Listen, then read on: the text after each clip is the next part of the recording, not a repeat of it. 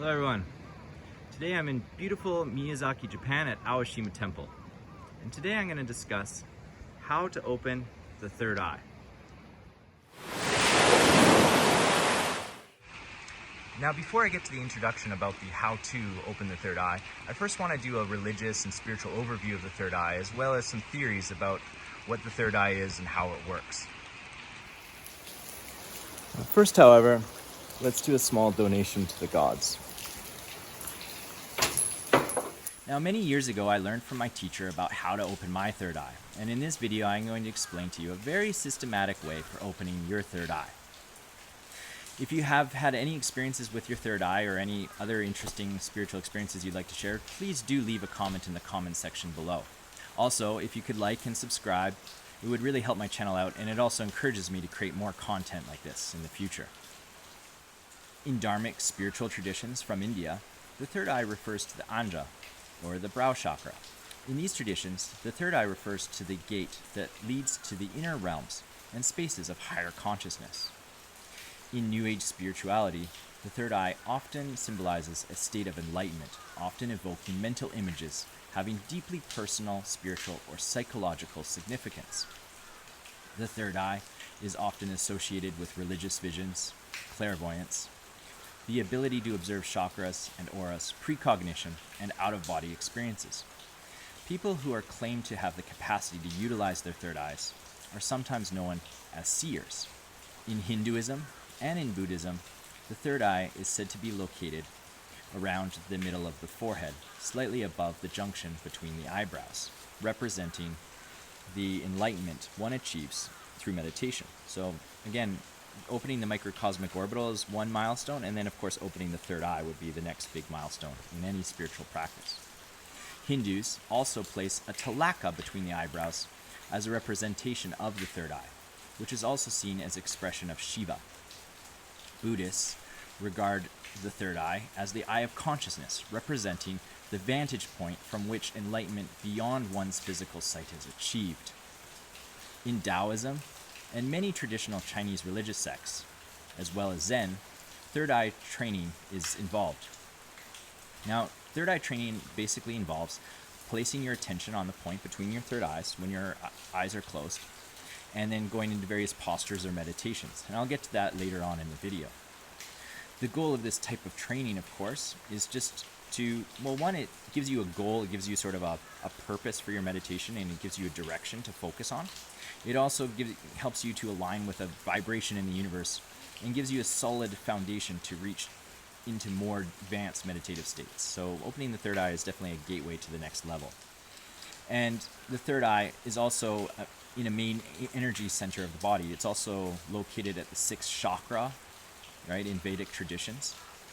And it also tends to be on the governing channel. So the governing channel, which goes up the spine, if you've been watching my meditation lessons, goes down here and terminates just under the lip. Okay, so right in the middle of the governing channel here is the third eye.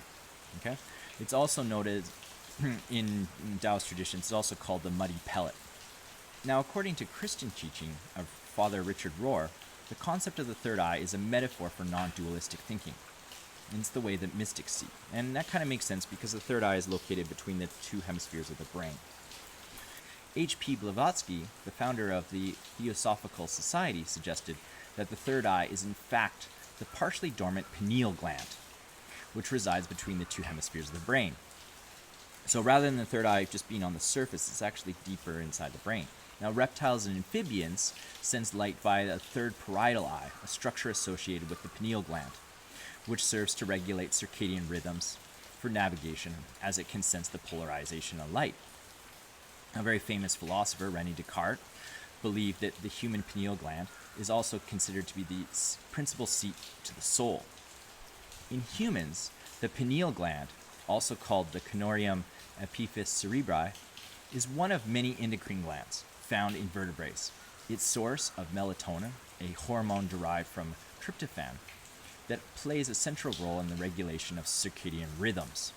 So essentially, this is what helps us go to sleep at night. It helps us get a sense of when is light, when is dark, and when it's time to be tired and when it's time to wake up. Okay? The C.W. Leadbeater, another member of the Theosophical Society, claimed that by extending an etheric tube from the third eye, it's possible to develop microscopic and telescopic vision. It has been asserted by Stephen Phillips, another member of the Theosophical Society, that the third eye's microscopic vision is capable of observing objects as small as quarks. According to this belief, humans had, in far ancient times, an actual third eye in the back of the head with physical and spiritual function. Over time, as humans evolved, this eye would have atrophied and sunk into what today is known as the pineal gland. Dr. Rick Strassman, a professor at the medical school of the University of New Mexico, has hypothesized that the pineal gland, which maintains light sensitivity, is responsible for the production and release of DMT. And he also believes that DMT might be released in high quantities during birth as well as at death, giving us these spiritual experiences that you hear about, particularly about near-death experiences. Now, I've personally tricked my brain into excreting large amounts of DMT by blocking out all the light in my apartment and just living in total darkness for upwards of 4 or 5 days. And at that point, I'm able to have all kinds of interesting spiritual experiences through this DMT release. Hi, my name's Eric. I just finished 5 days in the dark, living totally in the dark, doing darkroom meditation. And I've put the link to that video in the description below. So here's a beautiful shrine in the middle of the woods on a small island in Japan. Okay, now for the how-to part of the video. I got a little wet coming over here. Anyways, I would like to reiterate that I have opened my third eye, and from my experience and the experience of my students, there's a very systematic way of opening your third eye through Qi Gong meditation. Okay. Now, before I decided to post this video, I just want to see what other people are talking about the third eye, and I did notice a lot of people were saying that it's something you can open up instantaneously, and they were making claims like you develop superpowers, or you could just contact it, or you can connect to it, or you listen to a certain type of music and now all of a sudden your third eye opens. And this is not my experience. My experience is it at least takes weeks of regular practice, and if not years, to further develop the ability. So the process is fairly simple. You have to first open up the microcosmic orbital. And I've laid out how to do so in my Circulate Qi lessons 1 through 5, and I've also put those videos in the description below. Now, basically, after you complete those 5 lessons, you're ready to open the third eye, because in those lessons, you learn to take the Qi from the middle dantian down between your legs and up into your head, opening the governing channel and the conception channel down the front. Now, the governing channel terminates here under the lip and passes through the third eye. So now that that channel has been opened with the Qi can now go to the third eye, move freely to the third eye. So we're ready to open the third eye. Okay. Now, again, this does take discipline, and it is something that is personally transformative. And any personal transformation, like lifting weights, increasing your strength or increasing your running speed or anything, is going to take discipline and work. Same with opening your third eye. Okay. So at this point, if you've gone through lesson 5, you're probably comfortable meditating for an hour at a time. And it's going to take probably 30-40 minutes for the Qi to get strong enough to go up the spine into the head. And then for the last, say, 20-30 minutes of your meditation, you need to be focusing here at the third eye, but about 1 to 2 inches deep or 3 to 5 centimeters deep, right? And when you focus there, you're going to notice that as the Qi got strong enough to get to your head, the Qi is going to start to focus in on the third eye, on that area. And it probably won't open during your first meditation. It's probably going to take a daily effort of over an hour, hopefully 90 minutes. And if you could do it more than once a day, that would open it up even faster. And basically, all you're doing is inhaling, clearing the mind, and exhaling and focusing inside that point there. Okay. Now, try to avoid the temptation of just focusing on the inhale and the exhale the entire time. Try to just focus on the exhale, and on the inhale, release the focus. And as you do that each time, you'll probably notice the Qi gets stronger around that area. And when you open it, you'll know that you've opened it because it's going to feel a lot like this. So as you hear, I'm breathing through my nose quickly. and I'm feeling the air going around the nostrils. So as the air sort of enters the nostrils, I feel this flow of air. Oddly enough, that feels very similar to how it feels here. You're going to feel like the qi going in and out at various speeds, of the third eye. And that's the only spot I know on my body where I actually feel qi going in and out. And that basically means that you've opened the third eye, which is another milestone in your practice. Now, people, like I said before, they kind of claim that all these magical things happen instantly. And in my opinion, it's something that's sort of a gateway to a deeper level in your meditations.